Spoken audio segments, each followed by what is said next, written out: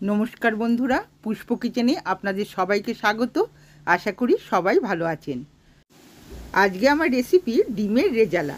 একঘেয়েমি ডিম তো আমরা বন্ধুরা সবাই খেয়ে থাকি, তাই আজকে মুখের স্বাদ বদলাতে আমি আপনাদের সঙ্গে শেয়ার করছি ডিমের রেজালা রেসিপি। পুরো ভিডিওটা দেখার অনুরোধ রইল, দেখুন, আমার সাথে থাকুন। রেসিপিটি খুবই সুস্বাদু হয় বন্ধুরা। দেখুন, এর জন্য আমি কড়াইতে জল দিয়ে দিলাম পরিমাণ মতো লবণ। এবারে একে একে আমি ডিমগুলোকে জলে দিয়ে দেব। আমি টোটাল 12টা ডিম নিয়েছি বন্ধুরা, আর ডিমটা মুরগির ডিমই নিয়েছি। আপনারা ইচ্ছে করলে হাঁসের ডিমও নিতে পারেন। এবার আমি ঢাকা চাপা দিয়ে ডিমটা সেদ্ধ করে নেব। এদিকে একটা মশলার পেস্ট করে নেব। দিয়ে দিলাম 2টো কোচানো পেঁয়াজ, রসুন আর আদা, 5টা কাঁচা লঙ্কা দিয়ে দিলাম। ঝালটা আপনাদের পরিমাণ বুঝে দেবেন। এবার পরিমাণ মতো জল দিয়ে এটাকেও একটা ভালো করে মিহি পেস্ট আমি করে নেব। এবার দেখুন পেস্টটা হয়ে গেছে। এবার একটা বোলের মধ্যে আমি ঢেলে নিলাম।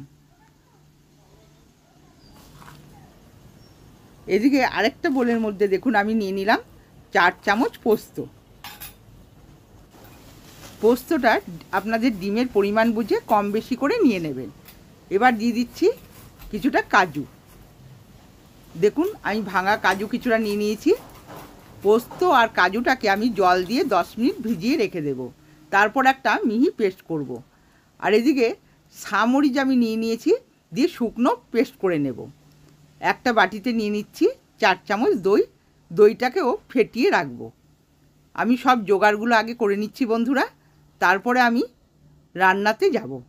দেখুন দইটাকে ভালো করে ফেটিয়ে নেব, নিয়ে ঢাকা দিয়ে রেখে দেব। বন্ধুরা, এই রান্নাটা আমি সামরিচ ব্যবহার করেছি। আপনারা যদি সামরিচ না পান তাহলে গোলমরিচ দিয়ে রান্নাটা করতে পারবেন। এবার দেখুন দিয়ে দিলাম রিফাইন অয়েল, সাদা তেল কড়াইতে, আর দিয়ে দিলাম সামান্য বাটার। এবার 2টো পেঁয়াজকে আমি কুচিয়ে রেখেছিলাম, সুন্দর করে বেরেস্তা ভেজে নেব। দেখুন আমি সুন্দর করে ভেজে নিচ্ছি। লাল লাল করে ভাজতে হবে। বেরেস্তাটা ভাজা হয়ে গেছে। এবার আমি তুলে রেখে দেব, পরে এটা আমি কাজে লাগাবো। এবার দেখুন ওই তেলেতেই দিয়ে দিচ্ছি সামান্য পরিমাণে লবণ আর সামান্য লঙ্কার গুঁড়ো। তেলটাকে একটু নেড়ে চেড়ে দেবো। কালারটা দেখুন কত সুন্দর চলে এসছে। এই তেলেতে আমি ডিমগুলোকে ভেজে নেব। একে একে সব কটা ডিমকে আমি দিয়ে দেব। 12টা ডিম আমি একসাথেই দিয়ে দিলাম।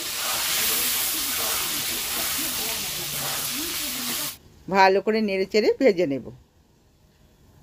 ডিমটা দেখুন রং ধরে গেছে, ভাজাটা প্রায় হয়ে এসছে। এবার আমি তুলে নেব।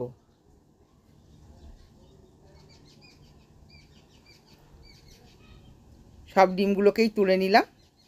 এবার ওই তেলেতেই দিয়ে দেব সামরিচ, শুকনো লঙ্কা 2টো, গোটা গরম মশলা, আর দেব জায়ফল। এইটা আমি ফোড়নে দিচ্ছি। আর দিয়ে দেব একটা তেজপাতা। ফোড়নটাকে নেড়ে চেড়ে সুন্দর করে ভেজে নিতে হবে। ফোড়নটা দিয়ে সুন্দর একটা সেন্ট বেরোবে। দেখুন ফোড়নটা ভাজা হয়ে গেছে। এবার দিয়ে দিলাম আদা রসুন পেঁয়াজের পেস্টটা, যেটা আমি করে রেখেছিলাম। দেখুন পেস্টটা দিয়ে ভালো করে নেড়ে চেড়ে কষিয়ে নেব। এটা 2 থেকে 3 মিনিট কষাতে হবে। এবার এতে দিয়ে দিচ্ছি 1/2 চামচ পরিমাণ লঙ্কার গুঁড়ো আর পরিমাণ মতো লবণ।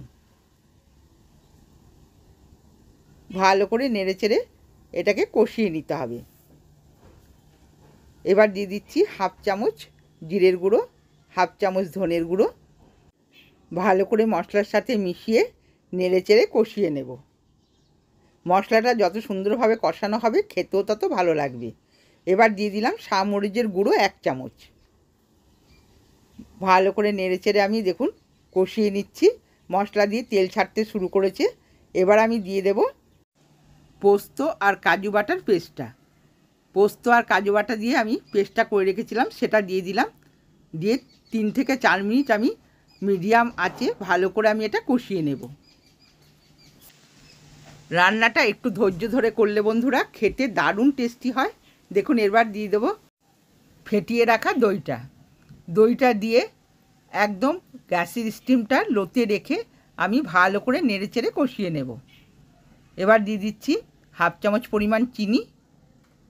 রেজালাতে বন্ধুরা মিষ্টিটা অবশ্যই দিতে হবে, কম বেশি আপনারা যতটুকু খাবেন ততটুকুই দেবেন। দেখুন আমি ভালো করে নেড়েচেড়ে নিচ্ছি। মশলা দিয়ে খুব সুন্দরভাবে তেল ছাড়তে শুরু করেছে। দেখুন বন্ধুরা মশলা কষানো হয়ে গেছে। এবার আমি দিয়ে দিচ্ছি দুধ। 1 গ্লাস দুধ নিয়েছি আমি, অল্প অল্প করে পরিমাণ বুঝে দুধটাকে আমি ঢেলে দিচ্ছি। আর দুধটা আগে থেকেই আমি ফুটিয়ে রেখেছিলাম। আপনারা এই দুধের পরিবর্তে জলও দিতে পারেন, গরম জল দিতে হবে। এবার গ্রেভিটা ফুটে উঠলেই ভাজা ডিমগুলোকে দিয়ে দিলাম। ডিমটা দিয়ে ভালো করে একটু নেড়েচেড়ে দেবো আর 2 থেকে 3 মিনিট আমি ফুটিয়ে নেব। দেখুন ডিমটা ফুটে গেছে। এখানে আমি দিয়ে দিলাম কাঁচা পাকা লঙ্কা 4টে লঙ্কা আমি দিয়ে দিলাম। এবার দিয়ে দিচ্ছি 2 থেকে 3 চামচ পরিমাণ ঘি। ঘিটা দিয়েও সুন্দর করে একটু হালকাভাবে নেড়ে দেব। আর বন্ধুরা পেঁয়াজের বেরেস্তা করে রেখেছিলাম, বেরেস্তাটা আমি সব থেকে শেষেই এবার ছড়িয়ে দেব। খুব সুন্দর করে এটা ছড়িয়ে দিতে হবে। দেখুন আস্তে আস্তে আমি নেড়ে দিচ্ছি। এবার দেখুন বন্ধুরা আমি রান্নার শেষ পর্যায়ে চলে এসেছি। সব থেকে শেষে দিতে হবে কেওড়ার জল হাফ চামচ। এই কেওড়ার জলটা বন্ধুরা রেজালাতে অবশ্যই দিতে হবে। ডিমের রেজালা আমার তৈরি হয়ে গেছে বন্ধুরা। আমি একটা বাটির মধ্যে আমি পরিবেশন করে নিলাম। বন্ধুরা আমার রেসিপিগুলো যদি ভালো লেগে থাকে আমার চ্যানেলটিকে সাবস্ক্রাইব করবেন, লাইক করবেন আর কমেন্টসে জানাবেন আপনাদের কেমন লাগলো। আজকের মতো ধন্যবাদ।